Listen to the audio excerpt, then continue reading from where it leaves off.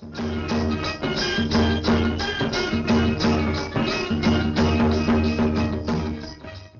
పని శారీరక మానసిక ఆరోగ్యానికి దోహదకారి. 1 గంట తోట పని చేయటం వల్ల 300 క్యాలరీలు కరుగుతాయి.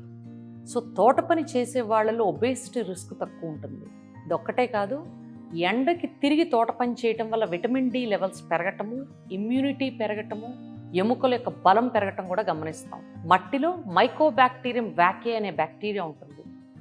దీనికి ఎక్స్పోజ్ అవటం వల్ల అలర్జీ, ఆస్తమా రిస్క్ తగ్గటమే కాదు, సోరియాసిస్ రిస్క్ తగ్గటం కూడా గమనించాం. దీని యొక్క మెంటల్ హెల్త్ బెనిఫిట్స్ ఏంటి? కార్టిజాల్ లెవెల్ తగ్గటం వల్ల స్ట్రెస్ తగ్గటము, సెరటోనిన్ లెవెల్స్ పెరగటం వల్ల మూడ్ ఎన్హాన్స్ అవ్వటం గమనిస్తాం తోట పని చేసే వాళ్ళలో.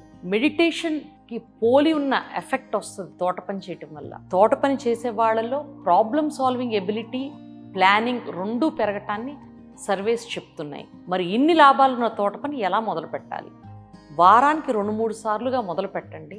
ఒకవేళ తోట లేకపోతే మీ బాల్కనీలోని మొక్కలతో కూడా గార్డెనింగ్ చేయొచ్చు.